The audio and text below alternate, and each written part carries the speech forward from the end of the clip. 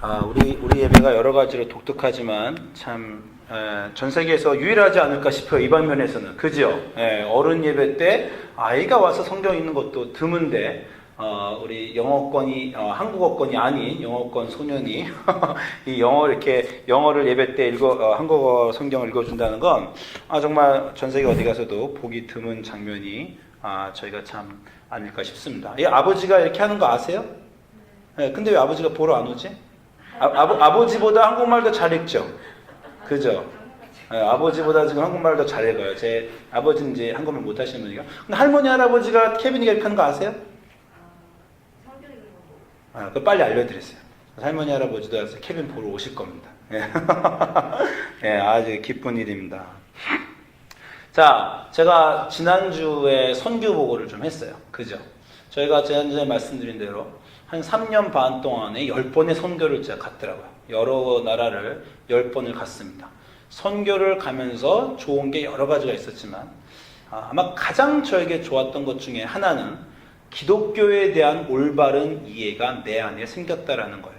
선교를 가기 전에도 저는 한 15년 정도 이미 목사였습니다. 한 35년 정도 이미 기독교인이었어요. 그런데 선교를 가면서 정말 기독교가 무엇인가라는 것을 고민하게 되고 알게 되는데, 왜냐하면요, 여러분 선교를 가면 다른 종교나 믿지 않는 사람들에게 기독교를 전해야 됩니다. 이렇게 기독교를 아는 사람에게 그냥 예수님을 말하는 게 아니라 다른 종교와 말하는데, 다른 종교에게 분명하게 기독교가 그 사람들이 믿는 것과 무엇이 다른가를 얘기해 줘야 돼요. 여러분, 창조주를 믿는 종교도 많고요, 사랑을 얘기하는 종교는 거의 다예요.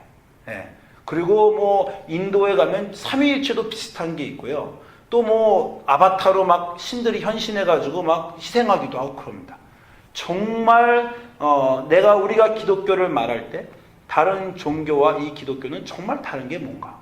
저 어렸을 때 교회를 처음 가니까 누가 이런 말을 해요. 불교에서는 자비를 가리키고 기독교에서는 사랑을 가리킨다. 그 정도의 차이밖에 없습니까? 불교는 자비고 기독교는 사랑이에요. 그리고 자비하고 사랑이 뭐가 달라? 그죠? 그냥 결국 같은 거 가리킨다는 말 아닙니까? 그럼 이름만 바꾸어서 같은 것이지 그게 어디 독특한 종교가 되겠어요? 기독교의 독특성을 우리가 말할 때 가장 기독교만이 갖고 있고 모든 종교와 기독교에 다른 건 역시 구원관입니다. 기독교는 구원관에 대해서 다른 모든 종교와 완전히 달라요. 제가 이거를 학교에서 강의하고 예배 시간에 설교를 막 정말 몇 달을 제가 말씀드렸다고 생각해요. 어떻게 다릅니까? 기독교의 구원과는 다른 모든 종교와 다른 게 무엇이라고 말씀드렸어요? 가장 중요한 게 그리스도교, 기독교 그리스도교는 그리스도가 있다라는 것이죠. 기독교에는 무엇을 믿어요? 딱 한 줄로 누가 말해보세요. 한마디로 기독교에 뭘 믿습니까?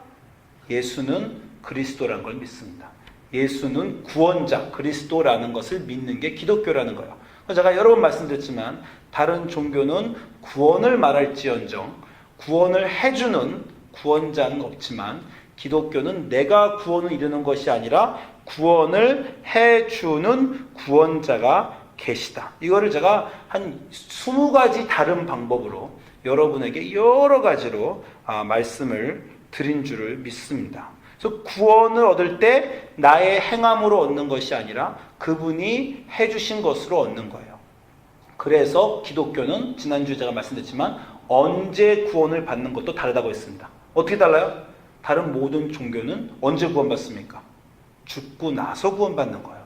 죽고 나서 심판대에 서서 살아온 양에서 잘 살아온 양과 못 살아온 양을 비교해서 잘 산 것이 더 많다고 했을 때 구원이 심판대에서 결정되는 게 다른 모든 종교라고 했습니다. 그러니까 평생 뭘 위해 사는 겁니까? 평생 구원받기 위해서 사는 거예요. 이렇게 오늘도 잘못하면 내일은 좀 잘해가지고 점점점 잘해서 내가 죽을 때는 구원에 이르러야지. 내가 여태까지는 잘 살았는데 인생에 실수하고 잘못해서 구원을 빼앗기면 안 되지.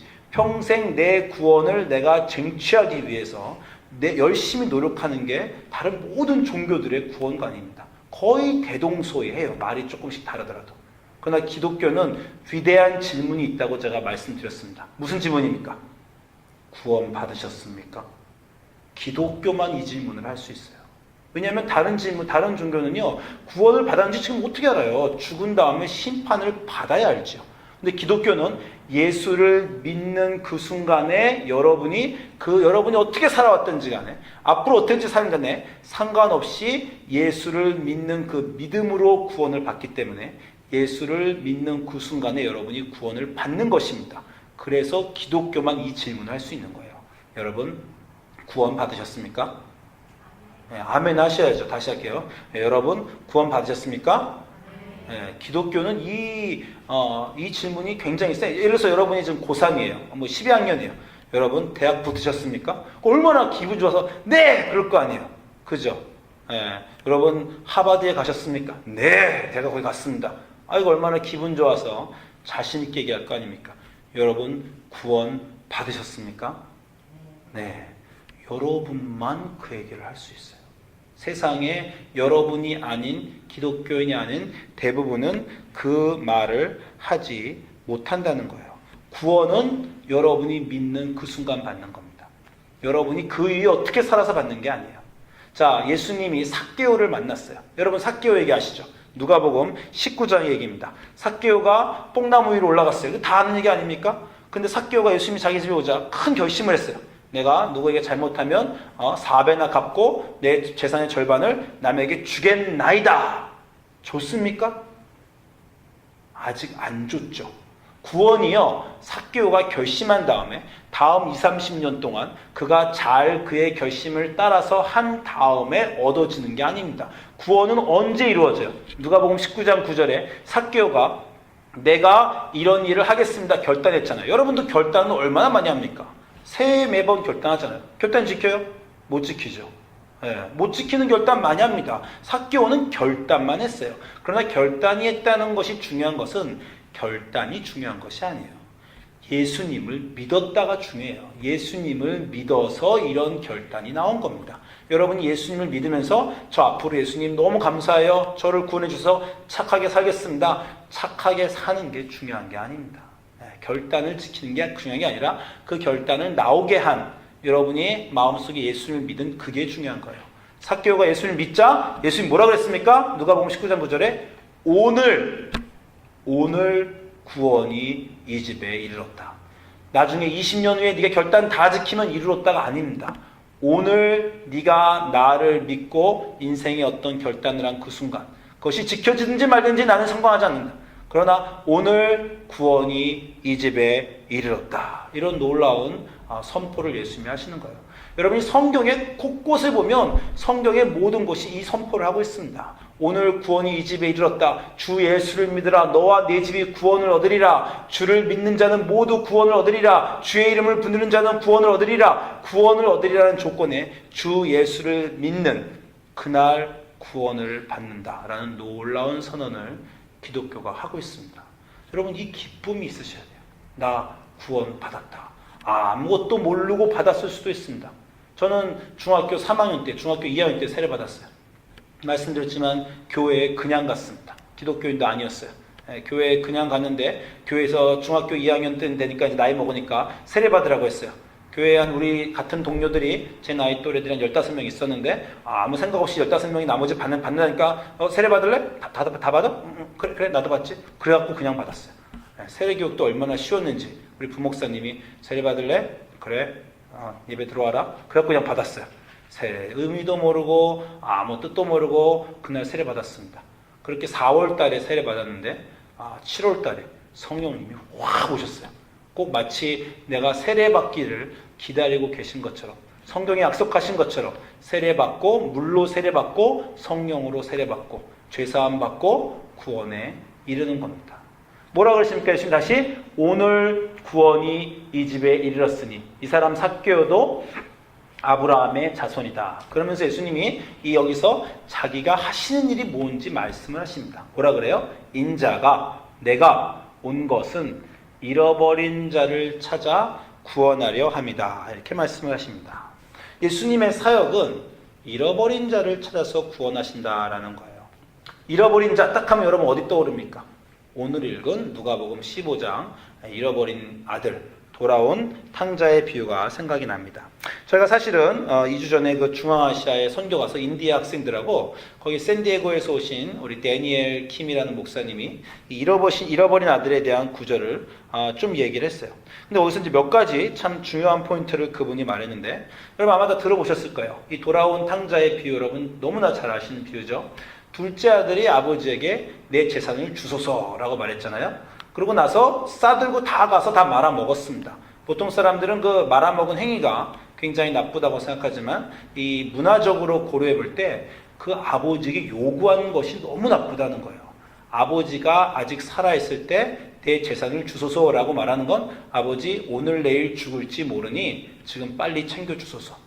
아니, 여러분 사극 보면 그 원세자들이 태자들이 제일 고민하는 게 뭐예요? 상간마마가 아버님이 아직 안 돌아가셔가지고 계속 세자로 되는데 왕이 안 되잖아요. 아버지가 돌아가실 때까지는 절대 왕이 안 되는 겁니다.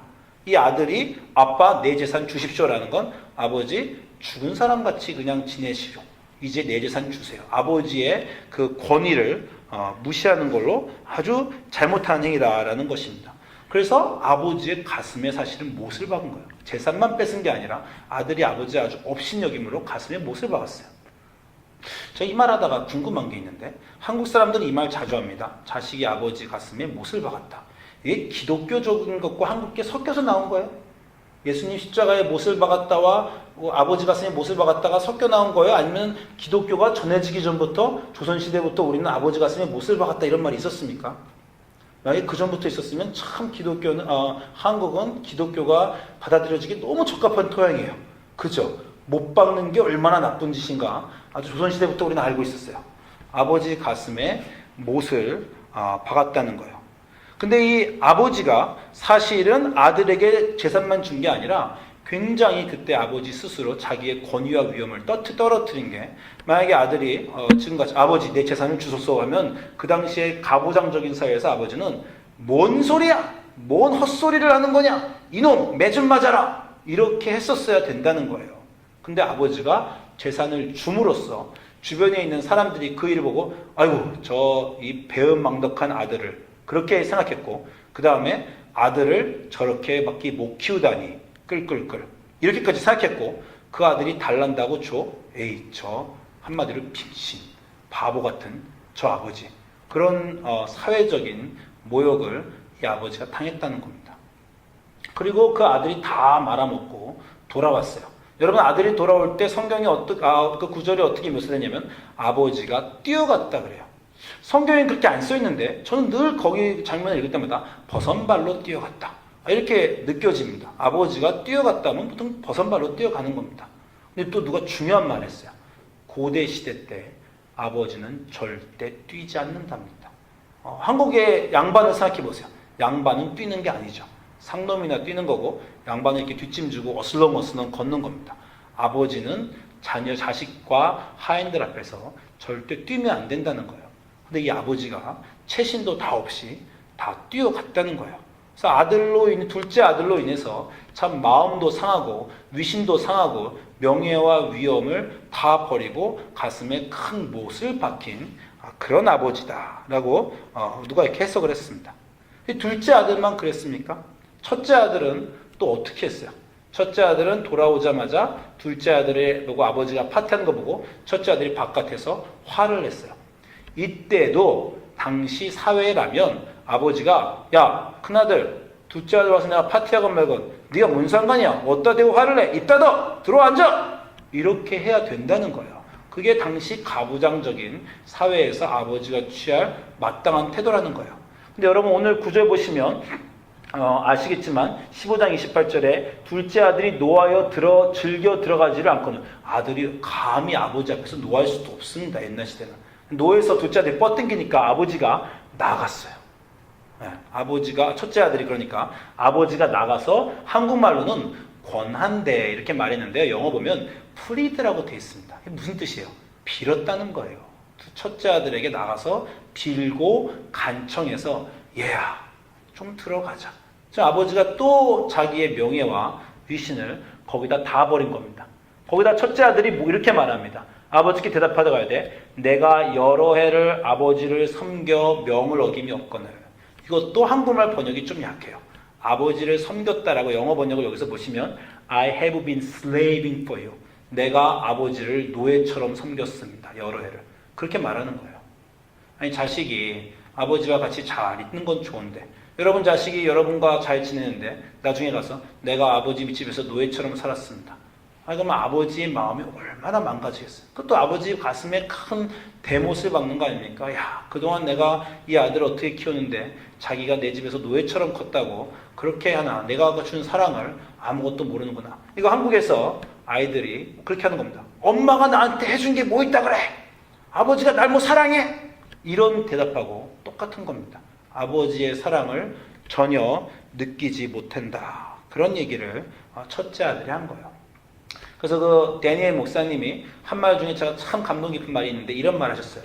죄라는 것은 잘못된 행위를 하는 것뿐만 아니라 옳은 일을 잘못된 이유로 하는 것도 죄다. 이런 말을 했습니다. 그게 바로 첫째 아들이에요. 첫째 아들은 아버지를 거역하지 않았고 둘째 아들처럼 둘째 아들은 거역하고 배신하고 모욕을 준 것이고 첫째 아들은 그렇게 하지 않고 아버지 집에 있었지만 아버지 집에 있는 옳은 일을 하면서 잘못된 이유로 했다는 거예요. 여러분은 잘못된 이유로 옳은 일을 하고 산 적이 있습니까? 아니면 여러분은 항상 여러분의 삶이 옳은 이유로 옳은 일을 하시고 사시는 거예요. 네. 이 설교가 끝난 후에 우리가 스몰 그룹 디스커션을 갔어요. 그래서 제가 인디아 학생들하고 이렇게 모여서 인디아 학생들이 이 얘기 한 번도 들어본 적이 없는 이 힌두교 학생들하고 앉아서 얘기를 하는데 스몰 그룹 디스커션에 이런 질문이 있었어요. 당신은 큰아들과 같은 사람입니까? 작은아들과 같은 사람입니까? 자, 모든 비유는 그렇습니다. 그 비유 안에 우리가 다 투영돼 있어요. 자, 여러분 다 물어볼게요. 선택하셔야 됩니다. 나는 큰아들과 더 비슷하다. 손 들어보세요. 나는 작은아들과 더 비슷하다. 손 들어보세요. 네. 손 들지 않는 사람은 나는 아버지와 비슷한 겁니까? 나는 늘 용서하는 사람이에요? 이 스몰 그룹 디스커션 하다가 질문을 하나씩 했어요. 학생들에게. 그 리더가 당신은 누구와 같습니까? 어떤 사람이 나는 큰아들과 같습니다. 나는 작은아버지와 같습니다. 근데 한 가지 문제가 저한테 질문이 왔어요. 네. 거기 힌두교 학생들 다 모아놓고 기독교 목사가 앉아있는데 저한테 와서 당신은 큰아들과 같습니까? 작은아들과 같습니까? 왔는데 좋은 옵션이 없어요. 그렇죠? 큰아들도 못됐고 작은아들도 지금 못된 두 명이 다 아주 아버지에게 가슴에 대못을 박은 잘못인데 힌두교 학생들 앞에서 제가 기독 목사로 나도 그 중에 하나 같다라고 말해가지고 뭐 하더라고요. 그래서 제가 왜 옵션이 두 개밖에 없냐. 셋째 아들도 좀 있어야지. 셋째 아들은 어떤 아들입니까? 첫째 아들처럼 둘째 아들과 같지 않고 첫째 아들처럼 아버지를 잘 섬겼어요. 그리고 첫째 아들과는 다르게 아버지를 종처럼 사귄 게 아니라 아버지를 사랑하는 마음에 아버지와 같이 잘 지냈어요. 그래서 아버지를 사랑하는 마음에 둘째 아들이 돌아오자 그 잃어버린 아들을 기뻐하는 아버지의 마음을 이해하고 아버지와 같이 기뻐했어요.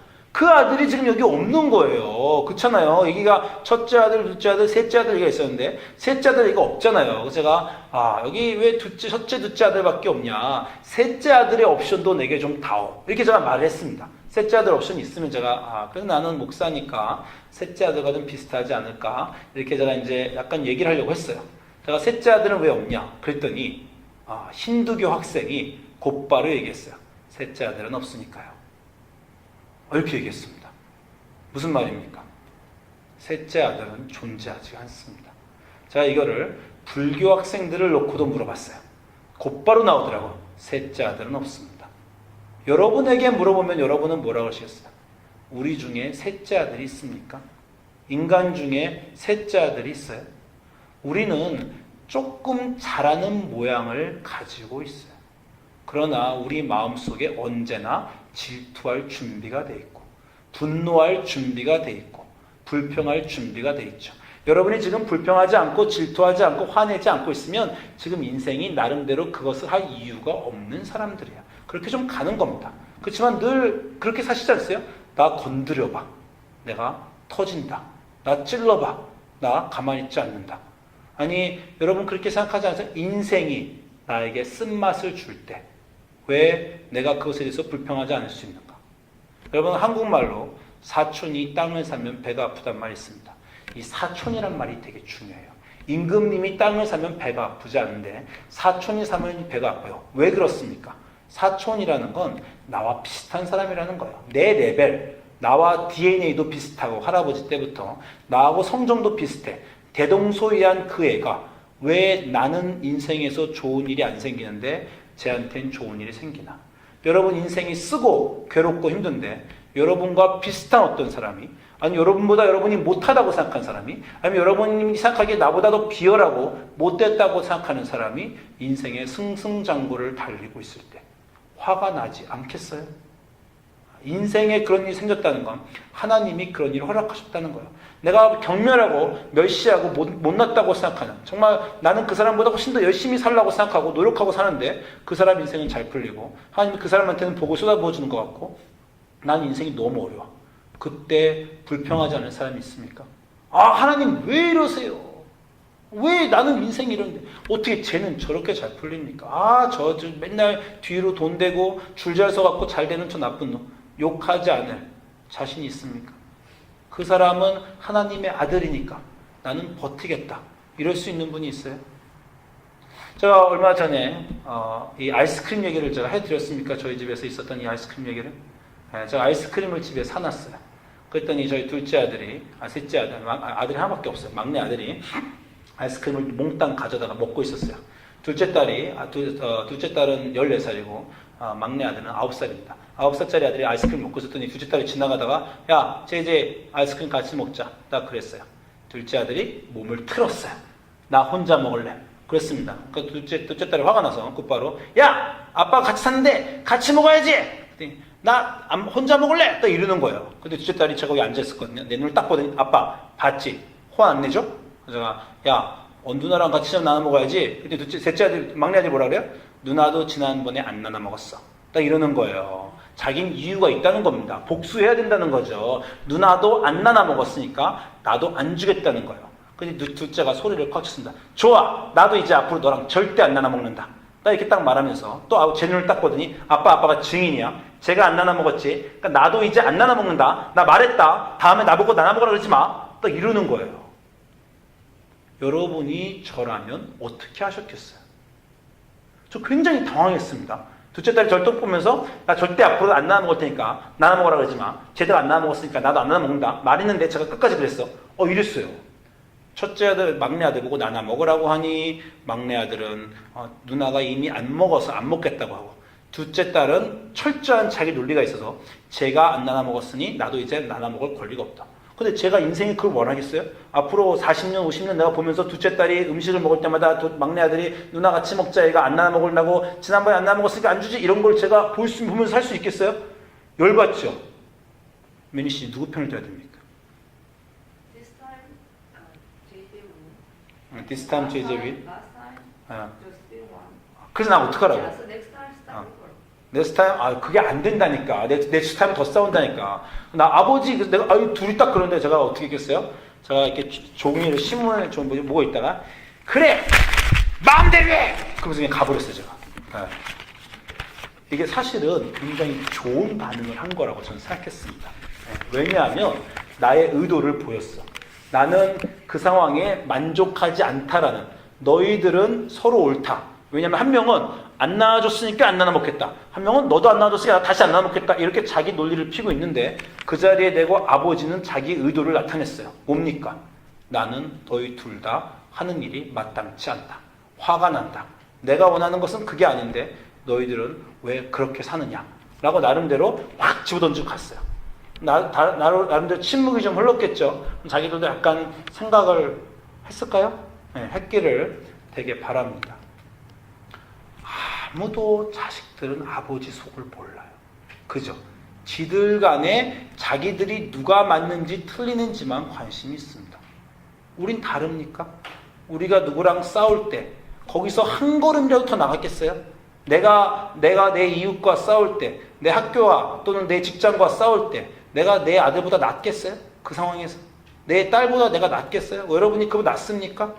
여러분도 제가 나한테 그렇게 한 만큼 나도 그렇게 한다. 난 좀 덜한다. 그래도 이 정도가 최선이다. 거기서 한 걸음 더 나가서 아버지의 사랑으로 여러분이 아버지를 이해하는 사람이 됩니까?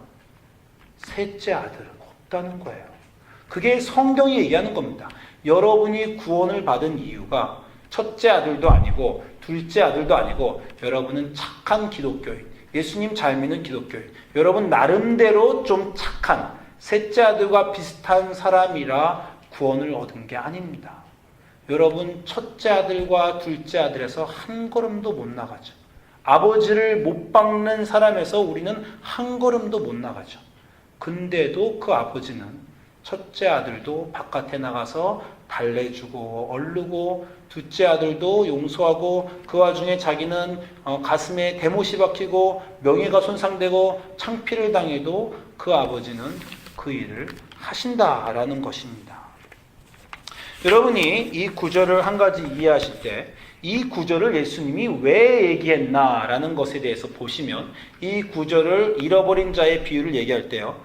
먼저 전제가 있어요. 누가복음 15장의 이 세팅이 이렇습니다. 15장 1절이죠. 보면 모든 세리와 죄인들이 잘못된 사람들이 한마디로 둘째 아들이죠. 둘째 아들 같은 인간들이 하나님께 잘못한 인간들이 그 세리와 죄인들이 말씀을 들으러 가까이 나오니 그 다음에 바리새인과 서기관들 이건 첫째 아들이죠. 그렇죠.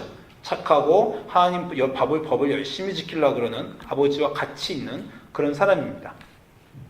바리새인과 서기관들이 원망하여 가로되 이 사람이 죄인을 영접하고 음식을 같이 먹는다. 이게 세팅이에요.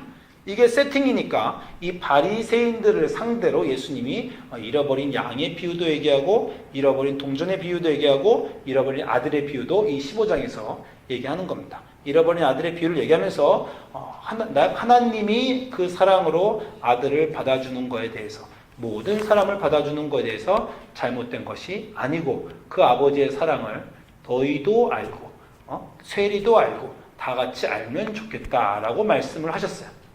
여러분이 만약에 바리새인이었습니다.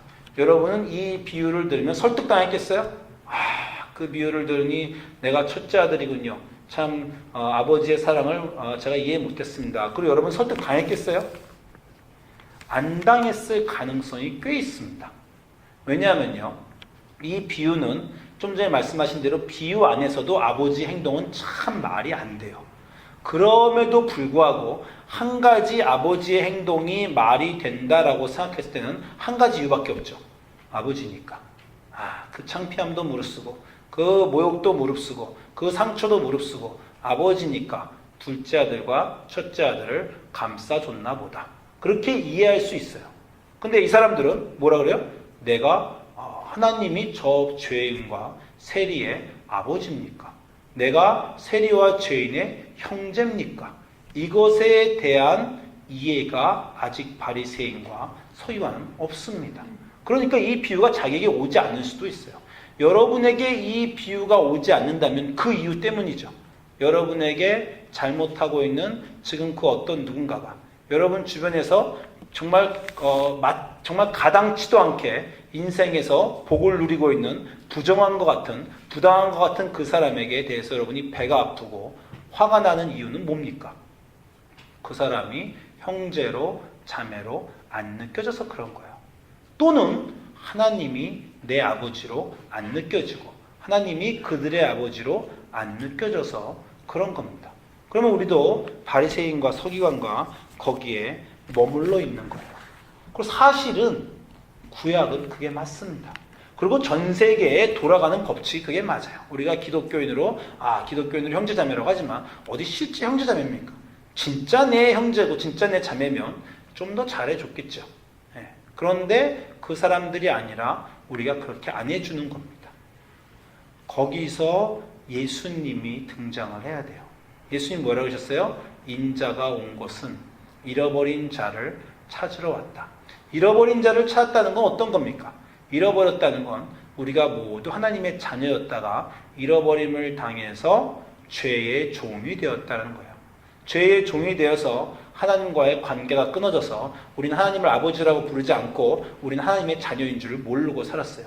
그리고 저 사람들도 하나님의 자녀인 줄 모르고 내 형제자매인 줄 모르고 살았습니다. 그런데 예수님이 와서 하신 일이 뭐예요? 여러 가지 얘기지만 요한복음 1장 22절에 이렇게 말씀하십니다. 영접하는 자, 예수님을 받아들이는 자, 그 이름을 믿는 자에게는 하나님의 자녀가 되는 권세를 주셨다라는 거예요.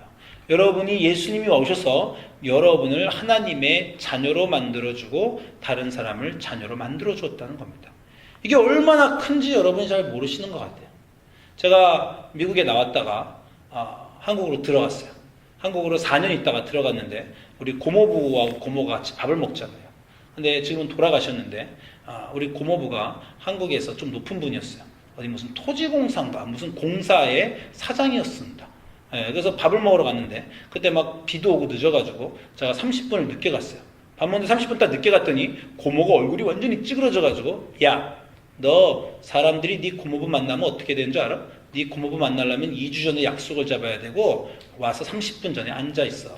이렇게 딱 말하는 거예요. 고모부 그만큼 높은 분이라 이거죠. 토지공사 사장이니까 이 높은 분과 만나려면 보통 사람들은 2주 전에 비서한테 연락해서 약속 잡고 30분 전에 와서 앉아 있어야 된다는 거예요. 근데 고모가 말하는 게 뭐예요? 너 감히 고모부가 약속하고 30분이나 늦다니. 이렇게 얘기를 한 거예요. 제가 뭐라 그랬습니까? 그거는요 고모부 일하는 사람이고요. 나는 조카인데 왜 그래 나한테?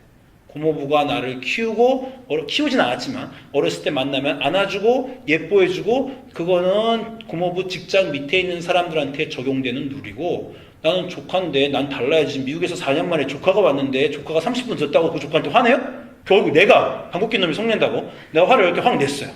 고모부가 웃었습니다. 그지? 조카가 4년 만에 미국에서 왔는데 내가 30분 그 조카 기다리는 게 뭐가 이상하냐라는 겁니다.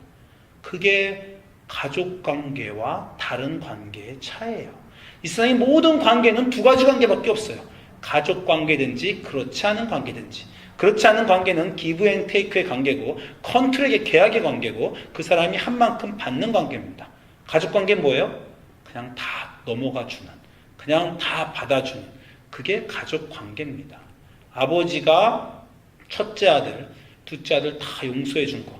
첫째 아들이 잘나서가 아니라 둘째 아들이 회개해서가 아니라 그들이 이제 앞으로 셋째 아들처럼 훌륭해지려고 그래서 그런 게 아니라 첫째 찌질한 둘째 찌질한 그 엉터리 같은 아들들도 아버지니까 다 받아주신다는 거예요.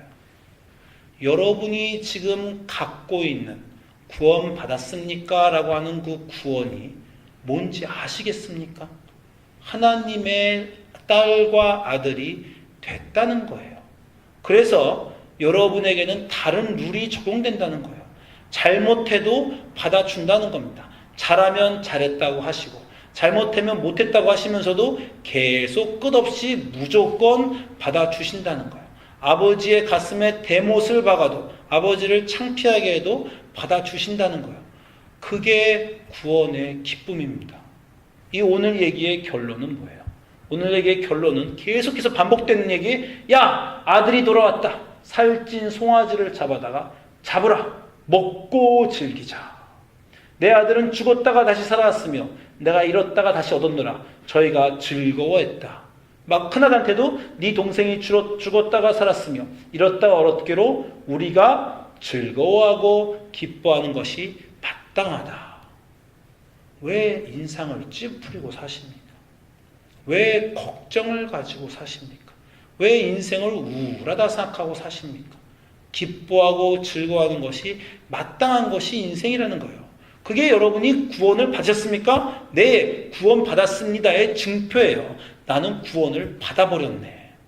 아이고, 구원을 받아버렸네. 그러면 담대함이 있으셔야죠. 구원을 잃어버리지 않을 구원을 받았다는. 오늘 하루 내가 남에게 좀 잘못했어도 남에게 나에게 잘못했어도 에이 구원은 이미 받아버렸는데 이런 것쯤이야 라고 하는 담대함과 즐거움이 있으셔야죠. 애들이 속을 좀 새기셔도 에이 걔도 구원받고 나도 구원받았는데 옆에 사람이 스트레스를 줘도 쟤도 구원받고 나도 구원받았는데 구원받은 담대함과 즐거움과 기쁨과 그래서 옆에 사람 보면 밥이라도 사주고 싶고 뭔가 너그럽게 베풀고 싶고 내가 받은 구원이 너무 커서 늘 좀 길을 걷다가 희죽희죽 웃게 되고 나쁜 일이 있다가도 나쁜 일에 집중해서 짜증내다가도 그 생각만 하면 기쁨이 생기고 그 기쁨으로 여러분이 즐겁게 사는 것이 아버지가 아들에게 권하는 겁니다. 야, 왜 그러고 바깥에 서 있냐? 뭐가 그렇게 화나냐, 인생이. 그게 뭐가 그렇게 배가 아프고, 뭐가 그렇게 화가 난단 말이냐. 그냥 좀 우리 즐겁게 살자. 내가 다 했잖아. 내가 내 아들을 줘서 네 구원 다 사줬잖아. 내 것이 네 것이잖아. 다 줬는데 뭐가 그렇게 화가 난단 말이냐. 왜 그 바깥에 아직도 서 있냐. 들어와서 같이 구원받았다는 즐거움으로 우리 즐거워하고 기뻐하는 것이 너희 인생의 매일매일의 마땅함이 아니냐. 그렇게 하나님이 예수 그리스도를 보내셔서 우리의 구원을 완성하시고 오늘도 우리를 초청하고 계신 것입니다. 기도하겠습니다.